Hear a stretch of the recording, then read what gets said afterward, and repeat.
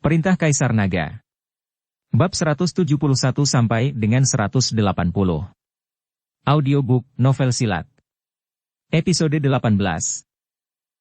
Ketika dia pulang kerja di sore hari, Yvonne tidak naik mobil Dev untuk pulang, tetapi naik taksi dan pergi. Gadis ini, apa yang terjadi hari ini? Dev berkata dengan suara rendah. Dia merasa bahwa Yvonne tidak memiliki energi sepanjang harinya, dan dia tidak berbicara pada dirinya. Setelah kembali ke rumah, Dev hanya mengganti pakaiannya, dan Yuki mengendarai mobil untuk menjemputnya. Di komunitas bobrok ini, ada mobil mewah yang diparkir di pintu, yang langsung menarik perhatian banyak orang. Wanita kaya siapa ini, mengapa Anda mengemudi ke komunitas kami yang rusak? Bukankah itu karena pemuda di komunitas itu? Orang-orang memiliki uang sekilas, bagaimana mungkin mereka melihat pemuda di komunitas kita? Di gerbang, sekelompok wanita tua duduk, komunitas tentang apa-apa. Melissa ada di antara mereka, dan dia sangat ingin tahu siapa yang akan dijemput oleh mobil itu. Tetapi ketika dia melihat bahwa Dev benar-benar keluar dari komunitas dan masuk ke mobil, dia tercengang. Melissa, itu Dev anak dari Edward Kahn. Dia menemukan seorang wanita kaya yang menjadi pacarnya. Saya ingat bahwa Dev memiliki hubungan yang baik dengan Yvonne Anda. Apa yang terjadi? Orang-orang muda hari ini semuanya serakah akan kesombongan. Beberapa wanita tua mengomel, dan Melissa sedang buru-buru untuk pulang. Dia ingin bertanya kepada putrinya, apa yang sedang terjadi? Dev masuk ke mobil Yuki dan pergi jauh-jauh ke pinggiran kota Hongcheng sesuai dengan alamat yang diberikan oleh Elias Gu.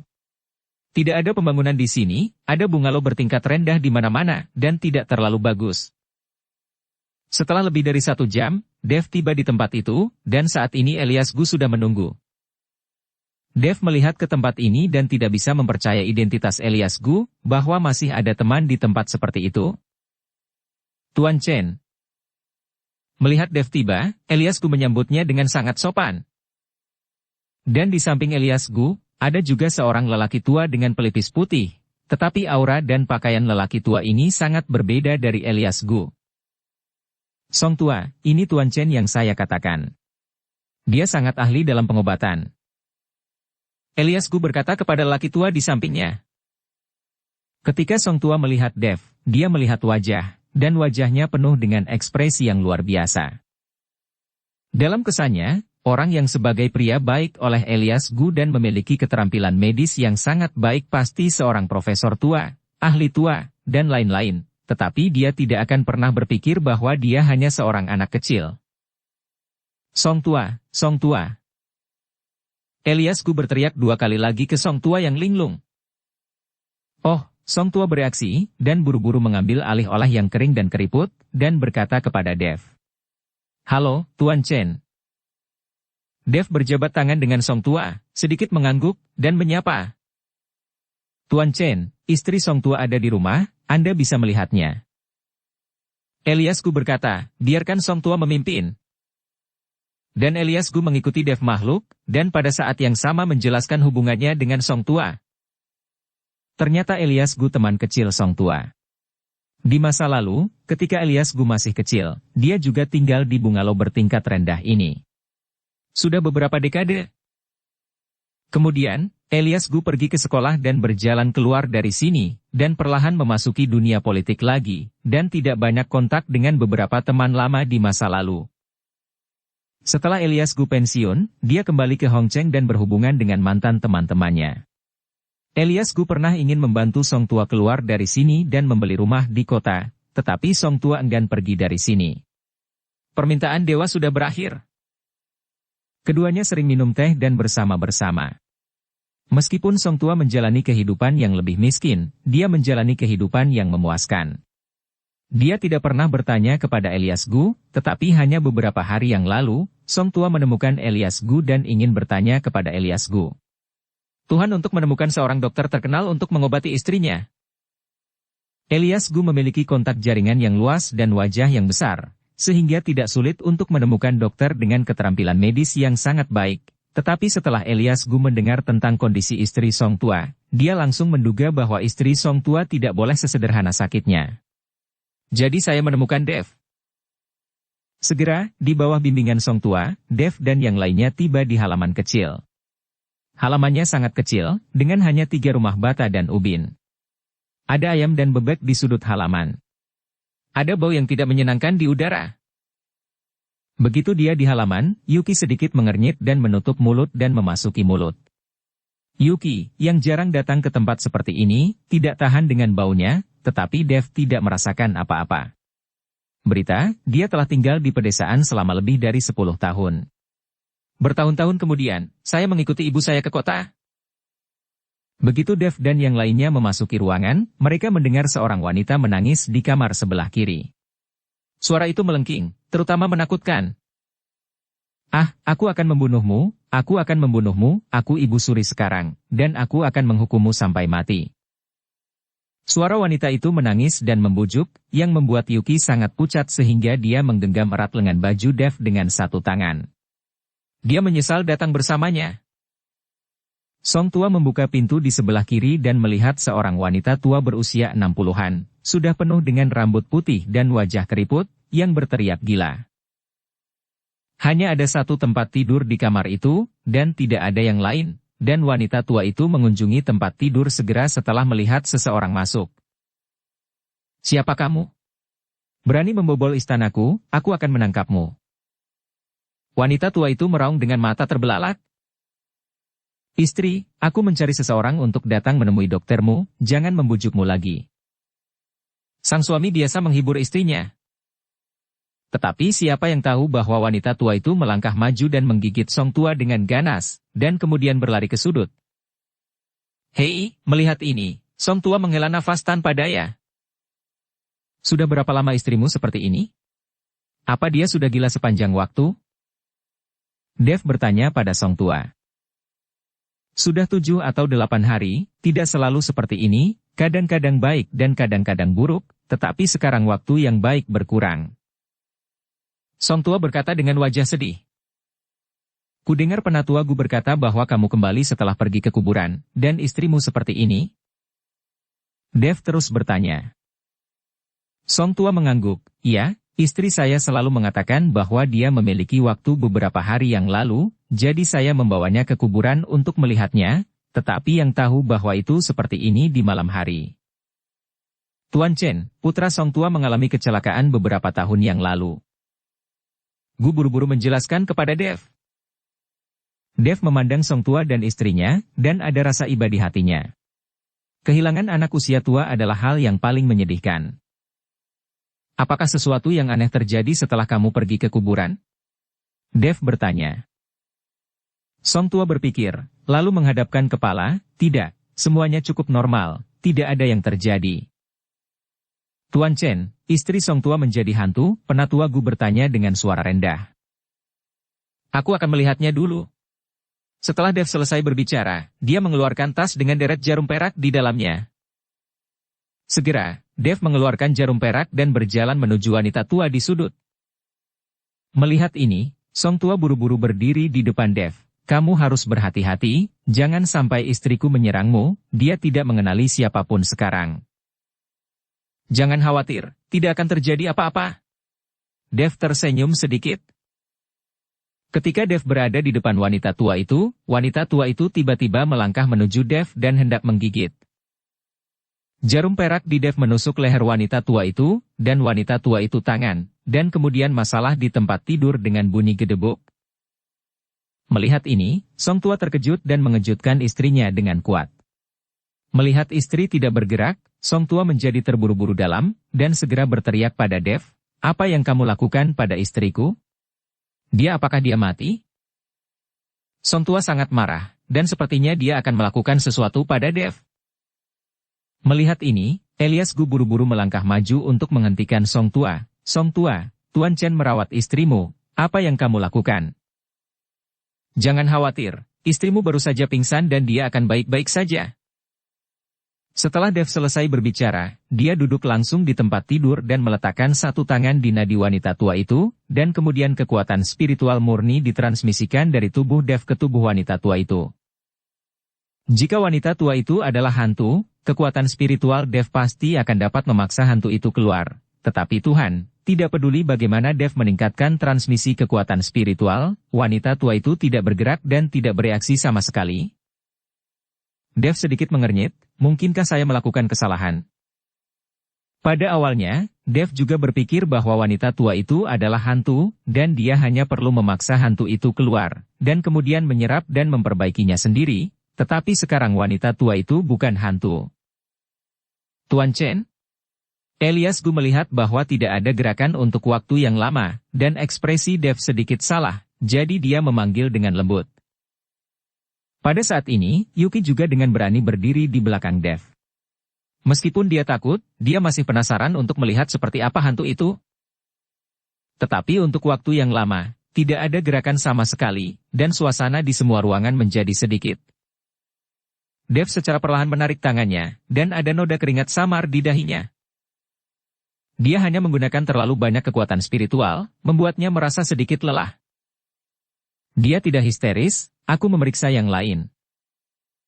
Setelah Dev berbicara, dia mengambil jarum perak dan dengan lembut menusukkannya ke tangan wanita tua itu, dan kemudian perlahan memutarnya. Segera, hampir semua jarum perak langsung ke tangan wanita itu. Setelah beberapa saat, Dev mengeluarkan jarum, dan pada saat ini setetes darah hitam keluar dari perak tangan wanita tua itu. Melihat darah hitam dari wanita tua itu, semua orang terkejut, terutama Song Tua, yang tertarik dan ingin berbicara, tetapi takut mengganggu Dev. Tuan Chen, ada apa? Elias Gu juga sedikit bingung. Bagaimana mungkin orang normal memiliki darah hitam? Ini adalah gejala keracunan. Gangguan saraf disebabkan oleh keracunan, jadi gila. Dev menjelaskan. Keracunan, penatua Gu informasi, lalu membocorkan Song Tua dan berkata. Song Tua, apa yang istrimu makan sebelum dia sakit, bagaimana dia bisa diracuni? Song Tua mengerutkan kening dan mengamatinya dengan hati-hati, lalu mengerjakannya. Saya tidak makan apa-apa.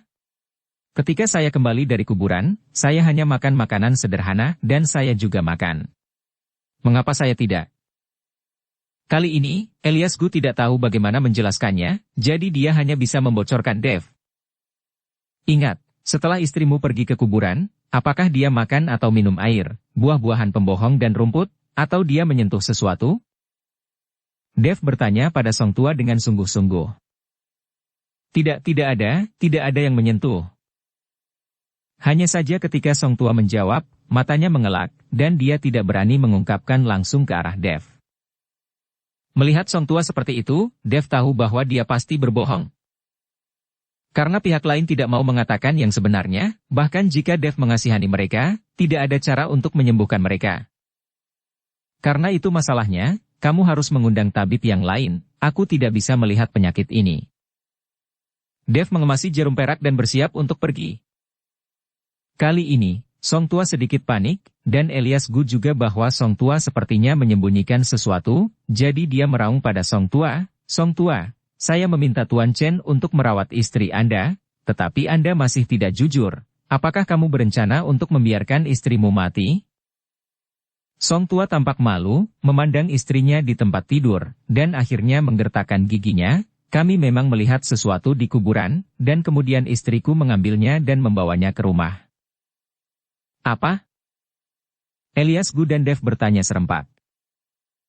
Ini Ganoderma lucidum. Kelihatannya sangat besar, seperti Ganoderma lucidum liar, tapi sedikit berbeda dari Ganoderma lucidum lainnya. Istri saya berpikir benda ini pasti sangat berharga, jadi dia membawanya kembali. Song Tua berkata dengan ekspresi malu di wajahnya. Di mana benda itu? Perlihatkan padaku.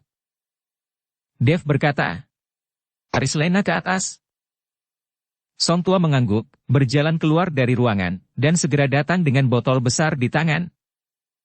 Di dalam botol kaca memang ada sesuatu yang habis dari Ganoderma lucidum, tapi Ganoderma lucidum ini tidak terlihat seperti tanaman.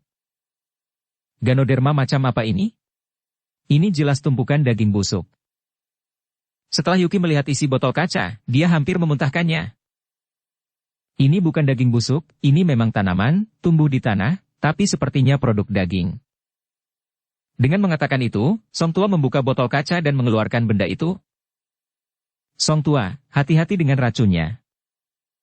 Elias Gu buru-buru berteriak ketika dia mengatakan bahwa Song Tua benar-benar akan mengambil sesuatu dengan melihat langsung. Tidak apa-apa, saya sudah pernah memegangnya, jika beracun, aku akan diracuni sejak lama. Song Tua tidak menganggapnya serius, dan langsung mengeluarkan benda yang mirip dengan Ganoderma lucidum. Kalau begitu, tidak mungkin istrimu diracuni dengan hal semacam ini. Elias Gu menganalisisnya.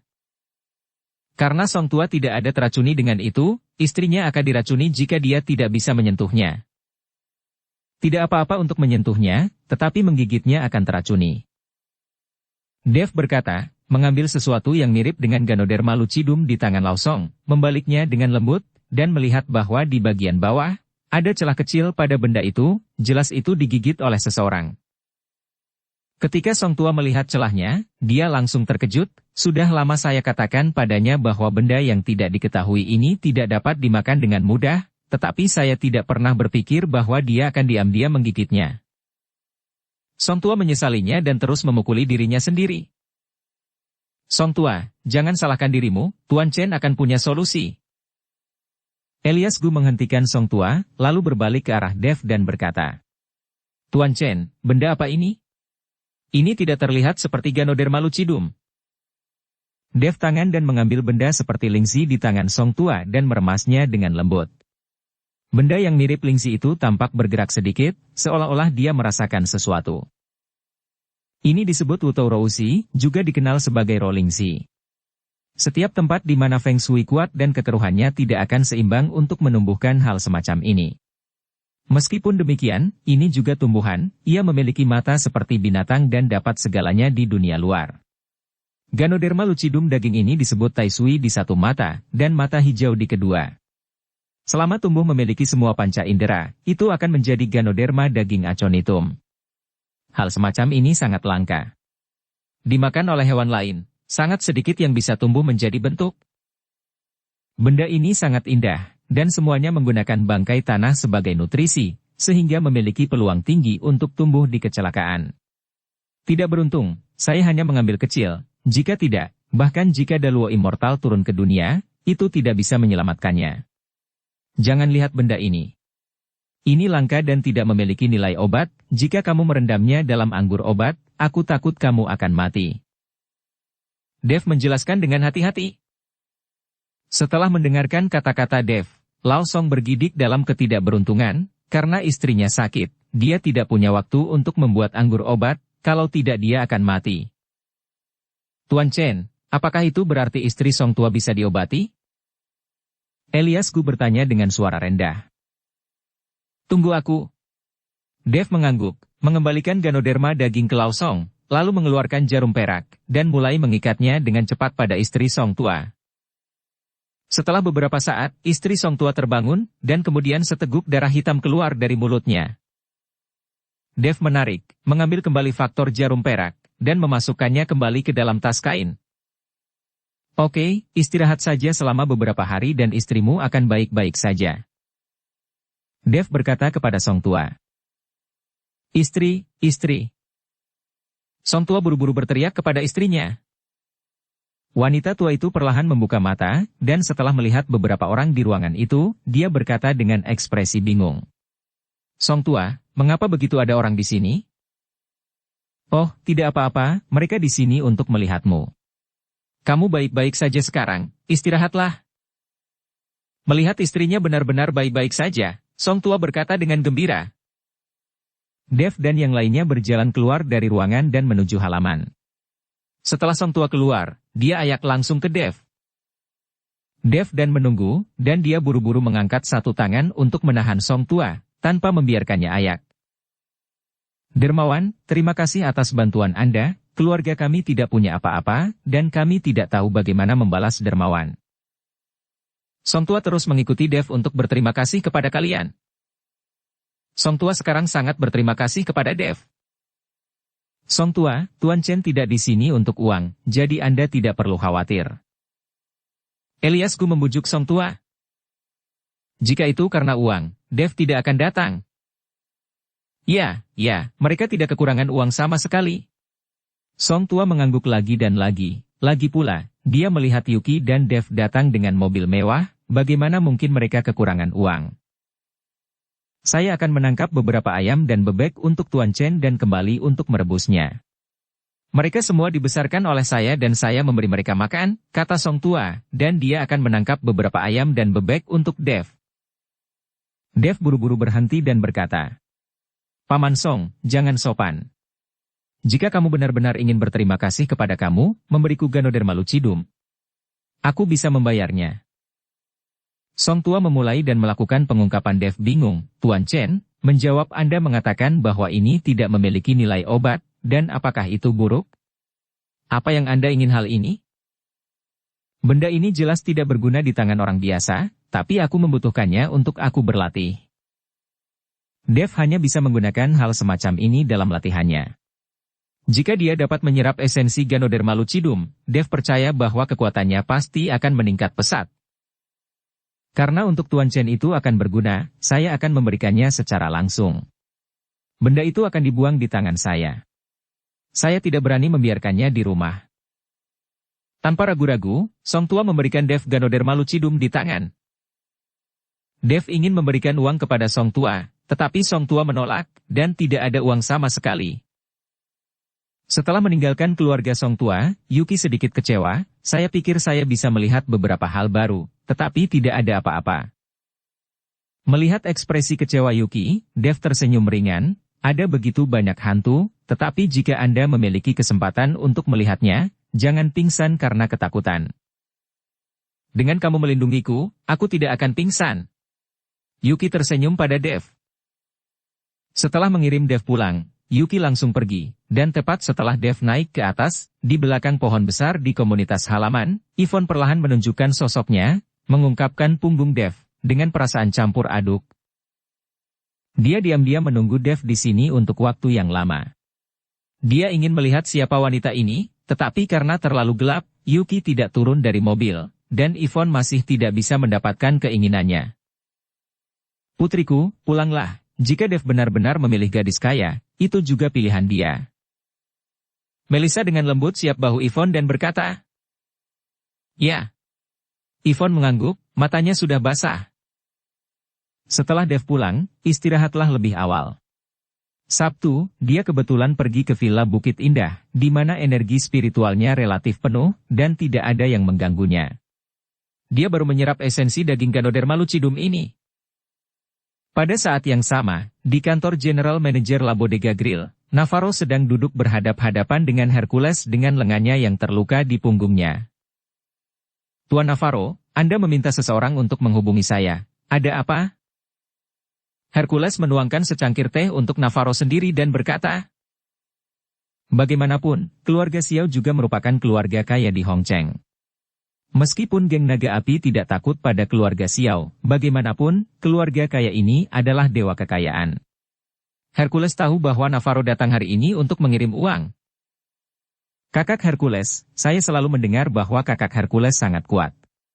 Ketika saya melihatnya hari ini, itu benar-benar sesuai dengan reputasinya. Dengan otot kakak Hercules, 3 atau 5 orang kuat tidak dapat bertahan. Navarro memuji Hercules. Dukung channel Novel Silat dengan subscribe, follow, like, komen dan share. Haha, Tuan Muda Xiao tidak harus seperti ini. Jika kamu memiliki sesuatu untuk dilakukan, katakan saja. Jika aku bisa melakukannya, aku tidak akan pernah menolak. Hercules tertawa. Kakak Hercules, sejujurnya, saya punya musuh, dan saya ingin kakak Hercules membantu saya membalas dendam. Setelah menyelesaikan masalah ini, saya akan memberi Anda 10 juta yuan sebagai hadiah. Saya punya 5 juta di sini sebagai uang muka. Navarro berkata, dan mendorong kartu ban di depan Hercules. Hahaha, dia benar-benar anak yang kaya, dia benar-benar kaya. Hercules sedikit terkejut, tembakan Navarro ternyata 10 juta. Tetapi setelah tertawa 2 kali, Hercules tiba-tiba berhenti tersenyum, menatap Navarro dengan wajah bermartabat dan bertanya. Saya tahu bahwa keluarga Xiao sangat baik kepada Yansen, karena Anda ingin membalas dendam pada musuh Anda. Mengapa tidak mencari Yansen? Selain itu, keluarga Xiaomu mempekerjakan banyak pengawal, kan? Kenapa kamu masih mencari gang naga apiku? Geng Naga Api dan Aula Harimau kita selalu berselisih satu sama lain. Tuan Muda Xiao meninggalkan Aula Harimau, tetapi datang ke Geng Naga Apiku. Bukankah ini mencari jarak? Hercules mengetahui beberapa keluhan dan keluhan keluarga Xiao setelah Yansen. Lagi pula, ini bukan rahasia. Jangan sebut pria yang tidak tahu berterima kasih seperti Yansen. Jika tidak ada keluarga Xiao, Yansen telah menjadi tulang sekarang. Dan sekarang Yansen telah menjadi anjing keluarga Su, dia sudah lama terputus dengan keluarga Xiao. Begitu Navarro mendengar Yansen, dia memarahi dengan marah, dan kemudian berkata, saat ini, semua pengawal keluarga Xiao kami, saya tidak dapat memobilisasi salah satu dari mereka hanya mendengarkan perintah ayah saya. Ayah saya masih berpikir saya di sini rumah sakit sedang memulihkan diri. Aku mengerti. Hercules mengangguk. Baru-baru ini, Yansen memang mengikuti keluarga Su lebih dekat. Musuh Tuan Muda Xiao tidak akan menjadi orang kaya generasi kedua, kan? Saya dapat memberitahu Anda bahwa Gang Naga Api kami tidak pernah berurusan dengan keluarga resmi. Kakak Hercules, jangan khawatir, dia hanya orang biasa, dia hanya memiliki beberapa kungfu, dia bukan generasi kedua orang kaya. Navarro dengan cepat menggelengkan kepalanya. Bagus. Besok, saya akan meminta Asu untuk membawa selusin saudara untuk menemukan Tuan Muda Xiao. Adapun cara menghadapi musuh, Tuan Muda Xiao, putuskan sendiri. Hercules berkata dengan ringan. Kakak Hercules, bisakah kamu mengirim lebih banyak orang? Navarro bertanya dengan gugup ketika dia mendengar bahwa Hercules hanya mengirim selusin orang. Bagaimanapun, kekuatan Dev terlalu kuat. Tetapi dia melihat Dev menjatuhkan beberapa orang dengan matanya sendiri. Apa? Seberapa kuat musuhmu? Selusin orang tidak cukup? Hercules sedikit terkejut. Tidak sekuat itu, aku hanya ingin membawa lebih banyak orang, bukankah itu lebih megah? Navarro mengawasinya. Dia tidak berani mengikuti Hercules untuk mengatakan bahwa kekuatan Dev sangat kuat. Dia takut Hercules akan mundur atau memintanya menambahkan uang. Oke, karena Tuan Navarro berkata begitu, maka saya akan mengirim 30 orang untuk membantu Tuan Navarro, dan saya harap kita bisa bekerja sama untuk waktu yang lama di masa depan. Hercules bangkit dan berjabat tangan dengan Navarro. Kalau begitu terima kasih kakak Hercules. Navarro berkata dengan gembira. Setelah keluar dari La Bodega Grill, Navarro masuk ke mobil, dan Shanshan menunggunya di dalam mobil. Kakak Navarro, bagaimana kabarmu? Shanshan bertanya dengan cemas. Aku akan menunggu dan melihat Dev berlutut di depan kita dan memohon belas kasihan besok. Aku akan menginjaknya dan memberitahu dia betapa hebatnya aku. Mata Navarro berkilat kedinginan, dan dia berkata dengan bangga. Pagi-pagi keesokan harinya, Dev memberitahu orang tuanya dan pergi ke Villa Bukit Indah membawa Lingxi. Pada saat ini, di pintu masuk area Villa Bukit Indah, Billy, Mona dan Ivana berdebat dengan penjaga keamanan di pintu masuk. Mengapa Anda tidak mengizinkan kami masuk? Kami di sini untuk membeli rumah, begitukah cara Anda memperlakukan klien Anda? Mona meraung keras pada penjaga keamanan. Saya sedang dalam suasana hati yang sangat baik. Saya datang untuk melihat rumah di Villa Bukit Indah. Jika komisi turun, saya bisa melakukan pembayaran di sini. Meskipun saya tidak bisa membeli villa di gunung, saya bisa mendapatkan pinjaman untuk rumah di kaki gunung. Tapi siapa yang tahu bahwa ketika mereka sampai di sini, keamanan tidak membiarkan mereka masuk, yang membuat Mona sangat marah. Jika kamu membeli rumah, kamu bisa pergi ke kantor penjualan di sebelah.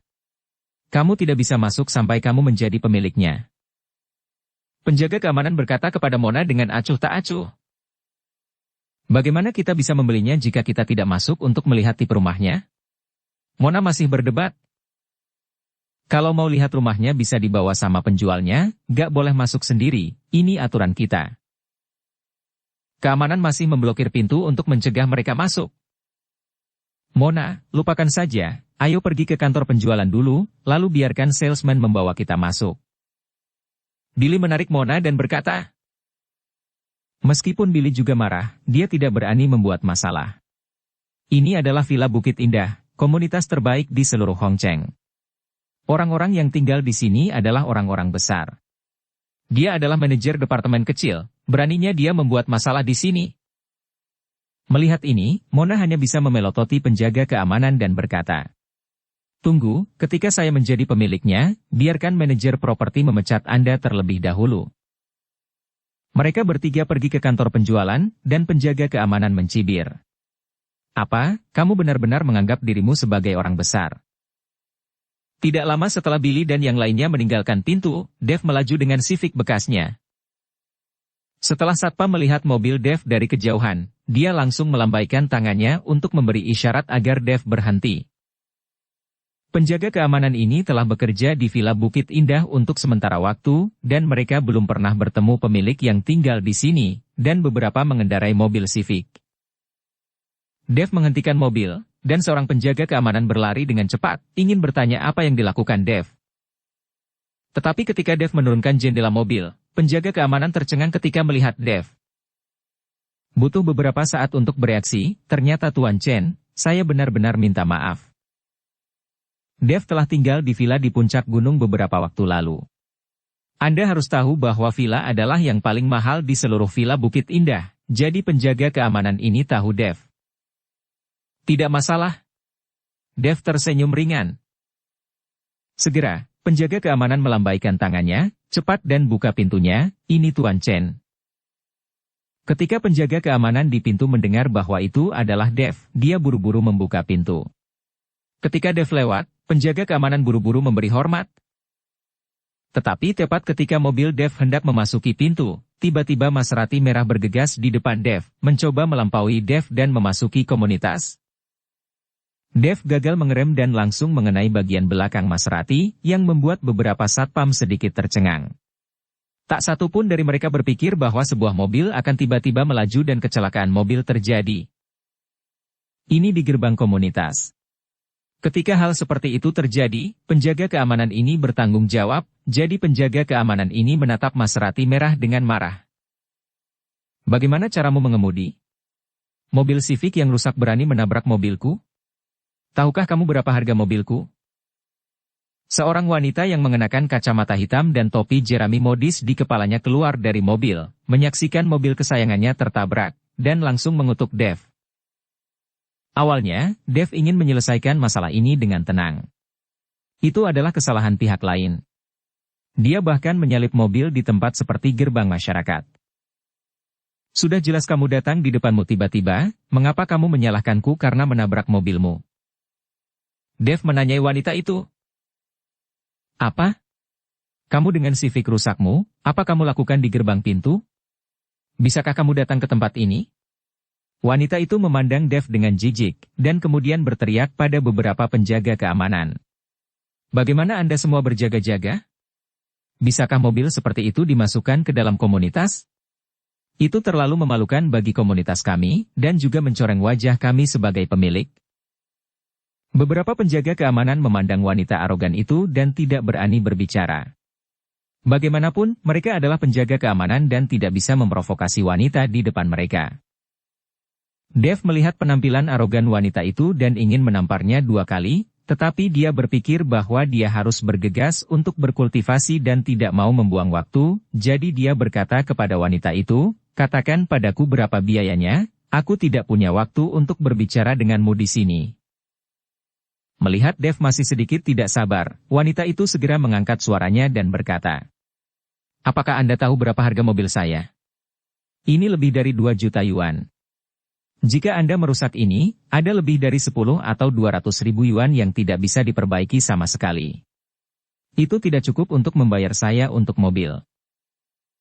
Jangan bicara omong kosong, katakan saja berapa, Dave sedikit mengernyit. Beraninya kau mengatakan omong kosong padaku? Percaya atau tidak, aku akan. Seperti yang dikatakan wanita itu, dia mengangkat tangannya dan ingin menampar Dave, tetapi Dave meraihnya dan menampar wajah wanita itu. Wanita itu terbang dengan kacamata hitam, dan bahkan topi jerami di kepalanya terbang, yang membuat wanita sombong itu terpana. Dia tidak pernah berpikir bahwa Dave akan berani melakukan sesuatu untuk dirinya sendiri. Di mana orang yang mengendarai Civic rusak memiliki keberanian? Anak baik, Kamu berani memukulku, jika aku tidak akan membunuhmu hari ini, aku belum selesai. Wanita itu menggeram, mengeluarkan ponselnya dan mulai menelepon. Ketika beberapa penjaga keamanan melihat Dev memukuli wanita itu, mereka merasa lega untuk sementara waktu, tetapi mereka juga tahu bahwa tindakan ini akan memperburuk keadaan, dan seorang penjaga keamanan bergegas memanggil manajer properti. Wanita itu menyelesaikan panggilan telepon, dan kemudian menatap Dev dengan mata Phoenix itu. Wah, tunggu aku, suamiku akan datang dan meretasmu sampai mati. Aku tidak punya waktu untuk berada di sini bersamamu, jika kamu tidak memindahkan mobil, aku akan memukulmu. Dev tidak ingin terjerat dengan wanita. Dia tidak berlatih dengan baik selama ini. Dev harus cepat dan berlatih. Beraninya kamu menabrak mobilku? Kamu bisa menabraknya jika kamu bisa, dan aku tidak akan membiarkanmu bangkrut. Wanita itu berteriak, dia tidak percaya bahwa Dev benar-benar berani menabrak. Ini adalah mobil mewah jutaan dolar, dan Dev tidak mampu membelinya. Melihat wanita seperti itu, Dev tahu bahwa tidak ada gunanya mengatakan apapun, jadi dia masuk ke mobil dan hendak menjatuhkan Maserati di depannya. Tetapi pada saat ini, Billy dan yang lainnya dibawa oleh seorang wanita penjual, siap masuk untuk melihat rumah. Dev. Acuh. Setelah melihat Dev, Mona berteriak kaget. Lagi pula, tidak semua orang bisa datang ke tempat ini. Orang-orang seperti Dev yang tidak punya uang dan kekuasaan jarang datang ke sini, tapi saya tidak tahu apa yang dilakukan Dev di sini. Melihat bahwa itu adalah Mona dan Billy, Dev bertanya dengan santai. Mengapa kamu di sini? Kenapa kamu masih bertanya kepada kami? Mengapa kamu di sini? Kami di sini untuk membeli rumah, apa yang kamu lakukan di sini? Billy memandang Dev dengan jijik, dan kemudian melihat mobil Dev mengikuti mobil di depannya. Maserati bertabrakan dan langsung menyombongkan diri. Dev, keterampilan mengemudi Anda tidak baik, mengapa Anda menabrak? Apakah Anda ingin mendobrak di belakang mobil seseorang?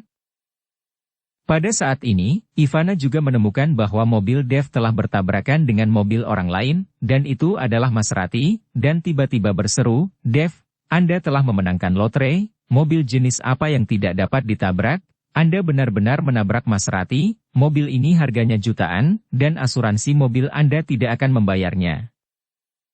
Jika saya mampu membelinya, saya tidak akan mengganggu Anda, itu urusan saya sendiri. Dev berkata dengan dingin.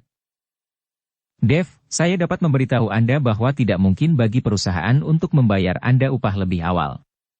Anda mengemudi dengan mobil yang rusak, dan sekarang Anda takut keluarga Anda akan bangkrut. Sudut mulut Billy terangkat tinggi, tidak bisa menyembunyikan kegembiraan di wajahnya. Dev, apa yang terjadi? Kamu dalam masalah sekarang. Mona sedikit mengernyit dan bertanya pada Dev. Itu bukan masalah besar, bukankah itu hanya tabrakan kecil? Dev tersenyum ringan, di matanya, ini bukan apa-apa. Tabrakan kecil? Tolong lebarkan matamu, mobil apa yang menabrak ini? Ini Maserati, mobil yang bernilai jutaan, mengerti? Ivana mencibir. Dev, saya menyarankan Anda untuk mengendarai sepeda listrik pada waktu biasa. Anda tidak cocok untuk mengemudi. Jika Anda menabrak Maserati hari ini dan Porsche besok, bahkan jika Anda menjual jantung Anda tidak akan mampu membelinya. Billy membujuk Dev dengan sungguh-sungguh, tetapi matanya penuh keceriaan. Pada saat ini, wanita di sisi lain melihat bahwa Billy dan yang lainnya mencibir Dev, dan dia bahkan lebih yakin bahwa Dev hanyalah pria yang tidak berguna tanpa keterampilan, jadi dia berteriak, wah, apakah kamu gila? Mobil saya terlempar, jika kamu memiliki kemampuan, kamu bisa menabraknya. Wanita itu memprovokasi Dev, terus-menerus merangsang Dev. Dev terlalu malas untuk berbicara omong kosong dengannya, jadi dia masuk ke mobil dan berencana untuk menabrak Maserati. Dev, kamu gila, turunlah ke sini. Mona meraih Dev dan berkata, apakah kamu tahu berapa harga mobil ini? Jika kamu menabraknya secara impulsif, bahkan jika kamu bangkrut, kamu tidak akan mampu menjual rumah. Mona tidak ingin peduli dengan Dev, tetapi ketika itu terjadi pada hal besar seperti Maserati, Mona tidak bisa tidak bertanya, ini akan menghabiskan banyak uang. Mona, apa pedulimu padanya? Bukankah dia hebat? Biarkan dia menabraknya, dan jika dia tidak mampu, biarkan dia masuk penjara. Lagi pula, dia tidak melakukan apa-apa. Wajah Billy dingin, dan dia sangat tidak puas dengan Mona yang menghentikan Dev. Jika Anda benar-benar menabraknya, itu akan menghabiskan biaya jutaan. Ini bukan lelucon. Bahkan jika keluarga Dev menjual rumah, mereka tidak mampu membelinya. Apa yang akan Anda minta orang tuanya lakukan? Mona memelototi Billy dan berkata, meskipun Mona tidak menyukai Dev, dan tidak terlalu menyukai keluarga Dev, bagaimanapun juga, di dalam hatinya, keluarga Dev hanya melihat kekayaan keluarganya, dan sengaja datang untuk menjilatnya. Namun bukan berarti Mona ingin keluarga Dev dihancurkan. Ketika Billy melihat bahwa Mona benar-benar melindungi Dev, matanya penuh amarah. Dev melirik Mona, dan pendapatnya tentang Mona banyak berubah di dalam hatinya. Tampaknya Mona ini tidak terlalu buruk. Tepat pada saat ini, dua van datang dengan cepat, diikuti oleh selusin pria besar yang ganas dengan tongkat di tangan mereka. Suami, wanita itu berlari ke arah seorang pria dalam pakaian olahraga, dan kemudian berkata dengan genit. Suamiku, seseorang baru saja memukulku, lihat wajahku. Pria itu menatap wajah wanita itu, dan tiba-tiba menjadi marah, wajahnya menjadi dingin. Siapa yang memukuli istriku, berdiri untukku. Dev langsung mengambil 2 langkah ke depan, aku yang memukulnya. Pria itu melirik Dev, lalu menatap Billy dan yang lainnya di belakang Dev, dan mendengus dingin. Nak, kamu berlutut di depan istriku untuk meminta maaf, aku mungkin masih menyelamatkan hidupmu, jika tidak, hanya beberapa dari kalian jangan coba-coba kabur. Ketika Billy mendengar ini, pria itu benar-benar menganggap mereka dan Dev bersama, dan dia melambaikan tangannya dengan ketakutan untuk menjelaskan, kakak, kamu salah paham, kita tidak bersama, meskipun kita saling kenal, tetapi apa yang dia lakukan, kami tidak bersamanya. Pria itu memandang istrinya, wanita itu mengangguk dan berkata, hanya anak ini, dia tidak hanya menabrak mobil saya, tetapi juga menampar saya. Nak, mari kita hitung kecelakaan mobil. Kamu menampar istriku, dan jika kamu berlutut sekarang, kamu masih bisa hidup. Pria itu menatap Dev dengan ekspresi membunuh. Dev tersenyum ringan, apakah kalian sangat suka orang berlutut? Tapi izinkan saya memberitahu Anda, saya tidak tahu cara berlutut siapapun kecuali orang tua saya, dan Anda tidak pantas saya berlutut. Anak laki-laki, apa yang kamu katakan? Pria itu tertegun sejenak, dan kemudian meledak menjadi marah. Dia tidak percaya bahwa Dev sendirian, menghadapi begitu banyak orang, memiliki keberanian untuk mengatakan hal seperti itu. Dev, apakah kamu gila? Kamu mencari kematian? Mona berteriak pada Dev. Dan Billy berkata sambil mencibir, Dev, sudah waktunya untukmu, jangan berpura-pura, bahkan jika kamu berlutut, kami tidak akan menertawakanmu, apalagi meneruskannya ke perusahaan.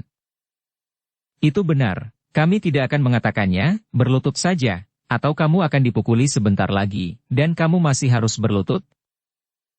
Ivana juga tertawa dan berkata, kalian sangat suka berlutut, kamu berlutut, Dev memandang Billy dan Ivana dan berkata, jika kamu memiliki kemampuan, teruslah marah, dan lihat siapa yang akan berlutut dan memohon belas kasihan nanti. Billy mendengus dingin.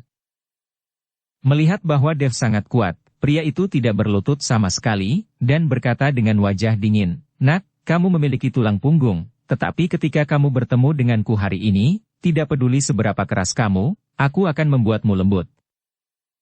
Setelah selesai berbicara, pria itu melambaikan tangannya dan berkata, berikan padaku, dan singkirkan dia.